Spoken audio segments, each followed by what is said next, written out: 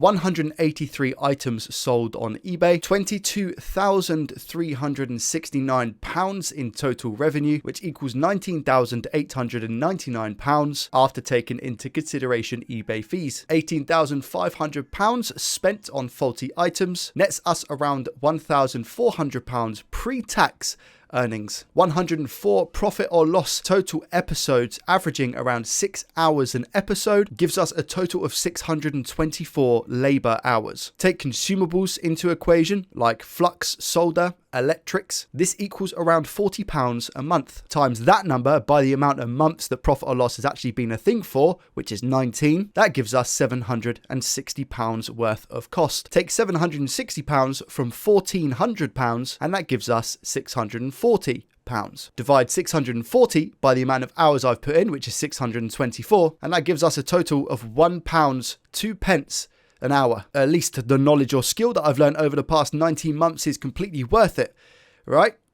In this video, I'll be going over my leftover stock from the Profit or Loss series, whether or not I think it's worth it buying faulty items on eBay and trying to sell them for a profit, sharing some very interesting statistics, and then at the end, we're going to talk about what's potentially next for the channel. Let me take you back. February the 4th, 2023. This was the first episode I ever uploaded of a new series I wanted to create called Profit or Loss. At the time of recording this video, that was 600 days ago. A lot can happen in 600 days. The idea was simple: buy faulty items on eBay, attempt to fix them and sell them for a profit. Episode 1. The front camera was a cheap Logitech webcam. The audio for recording was coming directly from my DSLR camera, and the overall quality of the content was, in my opinion, below par. Fast forward to episode 104, everything's pretty much the same, and the quality of content is still, in my opinion, below par. But I've learned so much, and the community that we've built, not just on YouTube, but Discord and Twitch, is incredible. Let's go and have a look at some of the leftover stock that I've got saved up. I will just say I'm sure that 95% of all of the stock I'm going to show is from strictly the series Profit or Loss. And here it is. This is my cubby hole of a loft. It's kind of cool. Sorry, I'm getting a little bit distracted. No. This is my loft, which I think is actually relatively pretty clean. Right? You can see over here we have some cardboard boxes where I keep some of my stock, and it goes a lot more further over that way as well. But we don't need to see all of that. We're here for one thing and one thing only, which is this stuff. Lots of stock, PS5 chassis. We've got some Xbox One S stuff down there. We've got more PS5 down there. Lots of bubble wrap as well. Oh, actually, the majority of it hidden behind the cardboard box here. And this is where we've got a bunch of Xbox One S motherboards, all sorts of bits and bobs. You can see some more chassis for the PS5 in that box.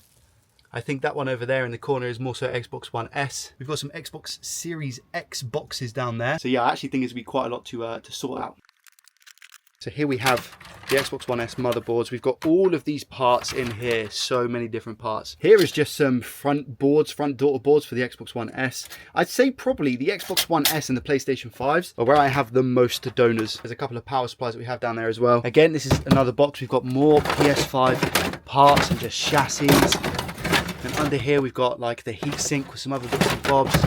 Xbox Series X supplies down there. This box is rather magical because it's got some really cool Game Boy stuff in, which I keep in the loft. We've got an Xbox One console here as well. In here again, we've got some more PS5 bits just down here.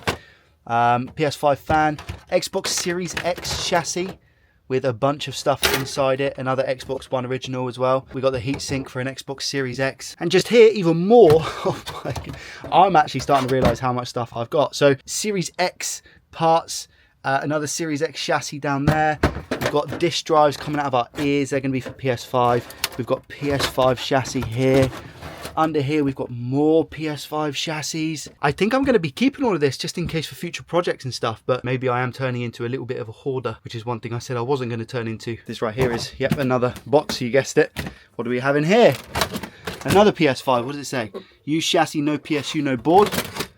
And again, just a bunch of different things in here. So much stuff. And just here alone, I've got 1, 2, 3, 4, 5, 6, 7, 8, 9 PS5 chassis. And here is actually a PS5 Slim one that I'm still yet to find a SSD controller for. So there's definitely a lot of stock here, isn't there? I was wanting to get like a bit of an estimate as to how much all of this stock would be, but it's going to be very difficult because I've got a lot of different separate parts. I think at least at least it's going to be around about £1,000 worth or so. That's not even taking into consideration the chips that I might have on a motherboard for certain consoles. Speaking of motherboards, the lighting here is going to be awful, but I also have a bunch of motherboards in my room, and these are for obviously like ease of access side of things. So there's a bunch of PS5 motherboards. Here I've got Xbox One S, Xbox One X, and some other bits and bobs. So yeah, a lot of spare parts. As for switches, I've got, again, a lot of spare parts for Nintendo Switches. They're obviously a lot easier to store. I also don't know why, but I've kept all the bad LCDs that have batteries and stuff just in case, you know, it ever gets into a dire situation. But there's quite a lot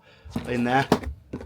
And I've also got a box for the good LCDs as well. And then to top it all off, we've got all of my parts bins that you've probably seen in recent videos, which again have some, like, you know, PS5 power supplies and other bits and bobs. So of course, last but not least, here I have, look at all of these motherboards for the Switch. So they're normal Nintendo Switches. These are also normal Nintendo Switches. These ones are Switch Lites, and a plethora of different parts on here. For example, PS5 clamps, you've got PS5 random parts up here, Nintendo Switch fans, Switch heat sinks, an abundance of screw assortment down there as well. Some more Xbox Series X parts there. Hard drives, again, coming out of my ears, SSDs. I personally think it's worth to say more than £1,000 worth of spare parts. Now let me show you some interesting YouTube stats for profit or loss. This right here is a graph before I started the series. I was at 1.8 million views in total for the channel and 13,000 subscribers. This is the channel after the series. So this doesn't include the stats I just showed you. This is starting from the first episode of Profit or Loss. This also includes all the videos on my channel, but I'd say 95% of those being profit or loss. We gained 7.6 million views and 60,000 subscribers. And this is combining both of them. So 9.4 million views in total, 73,000 subscribers. And you can see recently it's taken off a little bit, which I'm so grateful for, honestly. And this one is actually the playlist. So we've got views on the playlist. So, you know, when I chuck up and I say, if you want to watch the playlist from the start, or people have stumbled across the channel and they've clicked on the Profit or Loss playlist, it's 263,900 clicks. And the actual views for every episode within it, excluding, I think, the last two, because I'm recording this a little bit early, is 4.9 million views and a total of 1 million hours watched. So when you sometimes hear me talk about how much it's, you know, made a difference to everything, Profit or Loss has literally changed my life. So I guess the main sort of question of this video is it worth buying faulty items on eBay and trying to sell them for a profit? My brutally cold, honest answer is no. And I think a lot of people would agree with me based on the stats that I've showed purely from the selling aspect. Now, there are certain ways to do it. If you had a reliable seller or source of faulty electronics that you could maybe get on a daily/weekly basis, whether that be in a pallet form or just individual items shipped to an address, and those items hadn't gone into before and they were in relatively good condition, you could make it work. It requires quite a bit of networking, but putting that initial effort in will reward you in the long run for sure. The fees have worked out around about 10% for me, which, considering the reach that eBay gives me in terms of an actual customer base, is not that bad. If I had sold items on my website, sure, I could have earned more, but the effort that is involved in that would massively outweigh that 10% for me personally. I am happy paying 10% and doing everything through eBay. Also, development of the website. I know it's relatively easy nowadays, but there's a lot of upkeep and other bits and bobs you'd have to deal with. Plus, you also have fees on there for cards and whatnot. My biggest bit of advice would be to not overpay for items. This is probably where I tripped up the most. I was more so trying to get stuff for content. You'll find that eBay is full of people who have already tried to fix a device, failed, and then pass it to another technician to fix that device. They failed, and then they put it on eBay, which means that your chances of fixing, no matter how good you are relatively slim. Paying a little bit over the odds for something that hasn't been gone into before is worth it, in my opinion. And you can do this by seeing, for example, a warranty sticker on a PlayStation 5. I think I genuinely would have reached the 1,000 target a lot sooner if I was selling items at the start, but then I wouldn't have had all the stock that you just saw. Selling those leftover parts in stock is going to be so much effort, and there's a lot of competition out there. So I'd pretty much have to sell for next to nothing to stand a chance to actually get rid of the stuff. My knowledge throughout this series has increased drastically. Considering where I was at the start, I'm a little bit more confident now as well. Trust me, I've still got so much to learn. I wouldn't even say I'm at 1% in terms of how much I should know at this point. Overall, have I enjoyed the journey? Absolutely. It's probably been one of the best things of my life. Do we do it again? That's the question I think that a lot of people want to know. What's happening next on the channel? What is it you want to do, Joey? And the most important question I ask myself is, what is it that you want to see? I want to create content that is engaging and entertaining and provide something of value to an audience. Part of me really wants to do another season 2 of Profit or Loss and see if we can just simply beat that £1,000 target a lot quicker because of the knowledge and stuff that we've gained. The other part of me is you don't want to do too much of a good thing. 104 episodes is a lot of episodes. A couple of things spring to mind for myself. I started season 2. We improved Sally's spectacular spreadsheet. I maybe look to include an hourly rate as we go along and just see if we can beat £1,000 quicker. Now, I don't want to include in that buying random electronics and learning on the job, because the whole point of profit or loss is to make money. If I go out and buy a TV on eBay or a pair of hair straighteners, chances are I'm not going to know how to fix that, and that's going to be a loss. The whole idea of getting to £1,000 quickly doesn't involve buying electronics that I don't really know how to fix. The only change I would make is I would actually remove the term eBay, and I would maybe try and find items elsewhere as well as eBay. So it's a profit or loss, but sourcing from wherever I can. Another potential option would be maybe opening up the doors to some viewer repairs. The item would be donated to the channel,